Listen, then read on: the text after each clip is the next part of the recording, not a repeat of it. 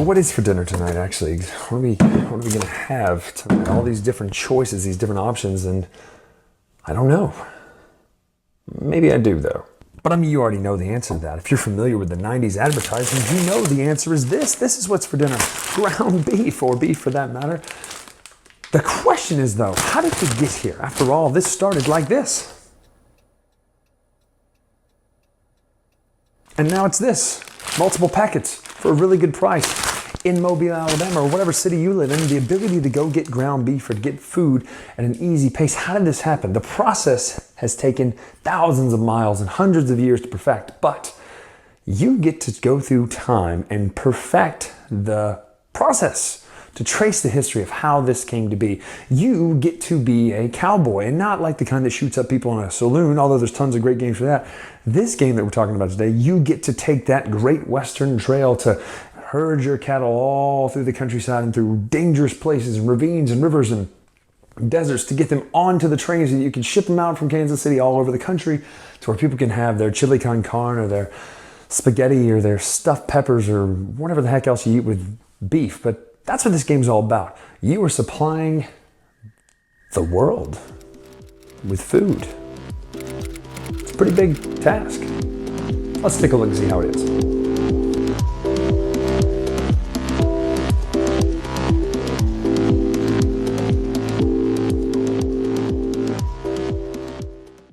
Now, you know, if you've watched any of my videos thus far, I like games of a certain theme. Sure, I like to shoot, aliens in corridors and roll enough surges to hopefully counteract the surge canceling dice on the other character. But certain of these games, all of these evoke a wonderful era of exploration and, industry and being the best you could be, building and exploring and all that sort of stuff, and railroads and all that thing. There's tons of great railroad games out there. You say, well, I didn't think you were talking about a railroad game. You're not exactly talking about a railroad game. You're talking about one that features railroads and everything else that has to do with the era. This one's coming next. Great Western Trail. This is one of Stronghold's strongest hits last year. And if you're thinking about Stronghold last year, you got Terraforming Mars and this and a bunch of other games, and they had a good year. But this one is fantastic. I'm not even going to try to hide that. It's incredible. I love it, first of all, because I like worker placement games. If you say, Brian, how come there's only one worker? We'll talk about that in a minute. It's a worker placement game that has a deck building aspect in it. That's right, a deck building aspect in a worker placement. Are you kidding me? Of course. I don't even like deck builders that much, but this one does it so well that everything is handled by this deck of cows that you get.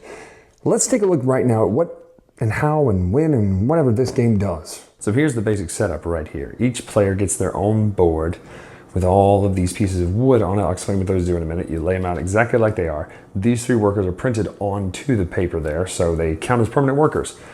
These are each individual person's buildings. And we'll explain what those rules do in a minute. There's two different sides to them. The only rule about that is you have to be playing on the same side. Both of you have to be, all your buildings have to be on the same side. And the main board starts up here. You've got your railroad track up top. You've got your different building spaces. Kansas City is up there. And the start space is down here. Basically at the start of the game, you will take your one worker, you'll put him somewhere on the board, one of these buildings that are already out there. And the cool thing is these are variable tiles that do different things. So for instance, this one lets you move your certificate marker down one, which is this here, and pick up a new objective card. As well, you get to move your train forward one space for each engineer you have worker-wise. And remember, you always have one printed. So you'll take your worker and you'll put him here. Now, you don't have to go there. You could skip all the way up to Kansas City if you wanted to, which would be a horrible idea. You also start with a hand of 4 cards, denoted right here on your player board, how many you can have in your hand. Hand count is 4. So you'll continue to take your actions, you'll move, then you move to another space, and you count only things that are there. You do not count these empty spaces. So 1, 2, 3 would be 1, 2, 3. Excuse me. If there were things here, you would of course count them. This counts as a space. These do not. These are different actions. I'll explain what those do in a minute as well. Keep going until you get up to Kansas City. Now you take these 5 steps in Kansas City in a row. You'll place your one here. You'll take one of the 1 grade tiles. They have 1 printed on the back. It's easy to separate those into stacks of 1, 2, 3.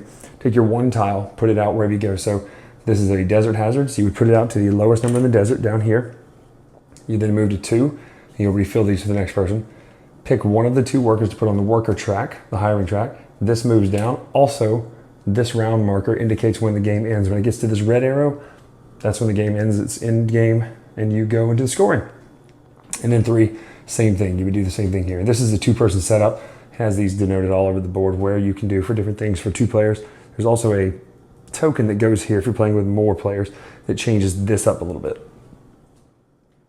You then move to stage 4. Now, step 4 changes things slightly because you have a hand of cards, 4 cards like we talked about earlier. These are your cattle cards, and this is where the deck building aspect comes in, which is weird if you don't know that there's a deck building aspect, but it comes in right here.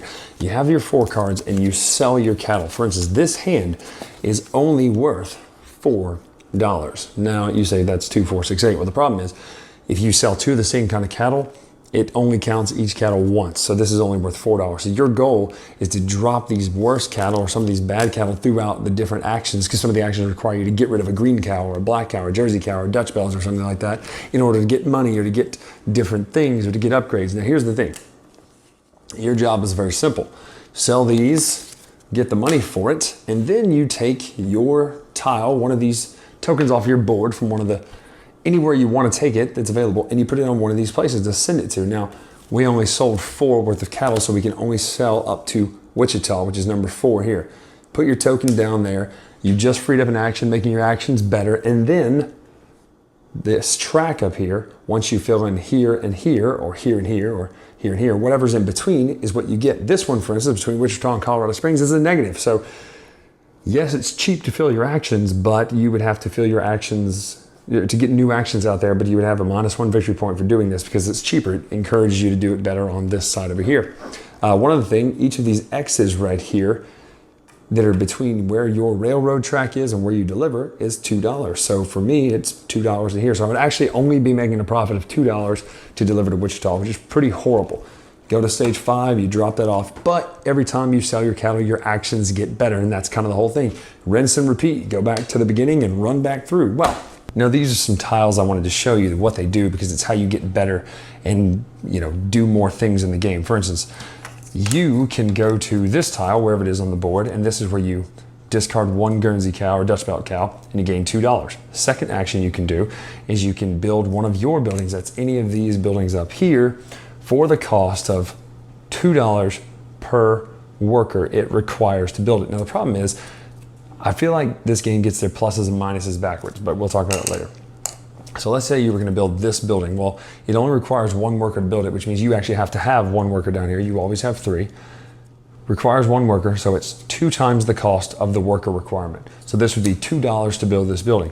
You put it out there, then you have a space that lets you discard a silver cow, I think that's the Jersey cow, to get $4, or it's a Guernsey, discard that to get $4 and go to the cattle market. The cattle market is a neat mechanic down here that has the better cattle. You'll notice that everyone has a deck of starting cattle, not near as good, but down here towards the bottom is the cattle, worth victory points, and this is the market of cattle. And what you do is, depending on the amount of players in the game, you lay out a certain amount of cattle. So in a 2-player game, you'd lay out 7 of these, and you'd arrange them by color and by point value. And depending on how many of these cowboys you have here on your hiring area, the more and better things you can buy. So if you just have 1 cowboy, you can only go to this, basically effectively use this cattle buying action and this cattle buying action, which means you can get one of these 3-point cattle for $6 or one of the 4-point cattle for $12. If you, let's say, have been hiring, and we'll talk about that in a second, more of these cowboys out here, well, your options get better. For instance, if you have 3 out there, you can hire, or you can buy 2 of these 3-point cattle for $5. It's a much better action. If you, let's say you hired 1 more, you would automatically get to do this action as well when you do it, but you would also have the ability to, if any time any of the unused cowboys that you're using, you can spend, in a sense, they don't go anywhere, but you just use them instead of using them here, you can draw 2 more cattle cards. Now the only way to refill this cattle market, because it's 7 right here, is each time you pass this yellow arrow on the turn track, and there's only 2, so you're only going to fill this thing up twice. So sometimes you may need to spend that cattleman to get better cows out there. And these are worth victory points too, but here's the deal. Just because this longhorn is a 5-point cow does not make all the longhorns worth 7 points. So you kind of want to buy the best longhorn you can when you get there. The other action I want to mention is this one, hire new people. So this is a base action. Everybody has access to this. Same thing, discard a Guernsey cattle, get 2 cash, and then you can hire someone for no additional cost. Well, the cost is based on this track right here, and it runs high, low, high, low. It changes, it varies. There's no set order in it. So for instance, the first couple turns, it's 6 to hire someone. 6, 6, 7, 5, 7. Now, you can hire one person for that cost with no additional cost. If you can do another person hired, if you want to, if you just add 2 to the cost.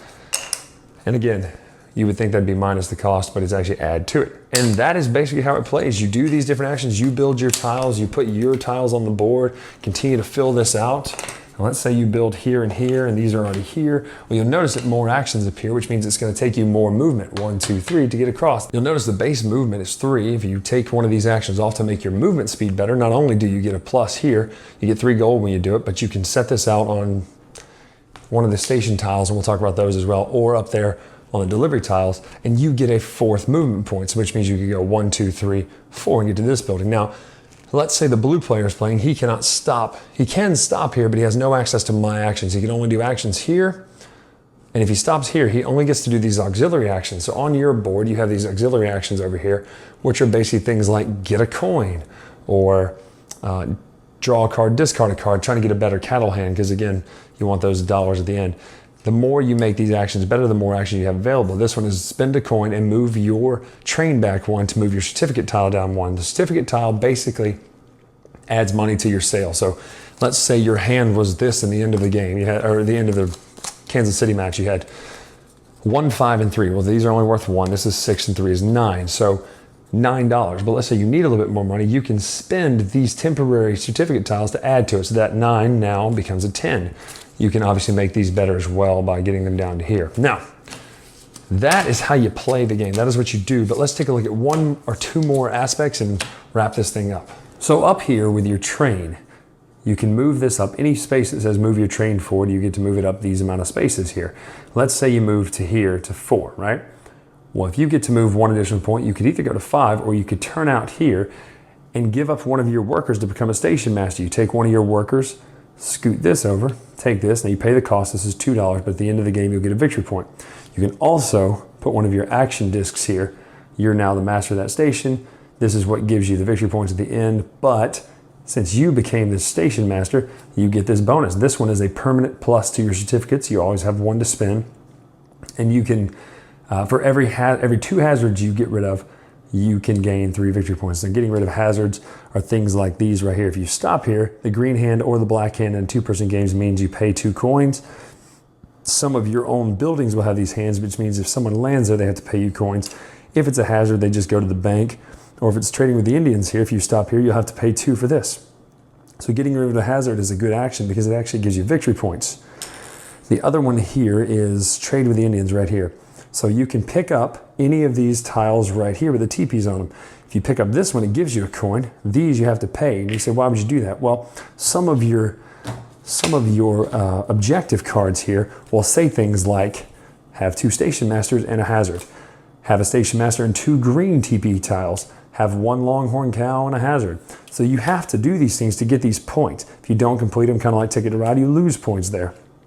But your goal is to take these. So if you take this one, you gain $1. Now these go up to here. If you fill these up and no one takes it, someone could potentially get $10 for trading with the Indians. And that is how the game is played. There really are no more mechanics than that. So in the great pantheon of all these railroad games, how does it stack up? Great Western Trail is not a railroad game. It is more it's a cowboy game, but it's not like your Carson City. You're not shooting. You're not doing any kind of saloon fights. You're not doing anything like that. You're doing a real historical cowboy cattle drive. And there's no other game that I know of that does this.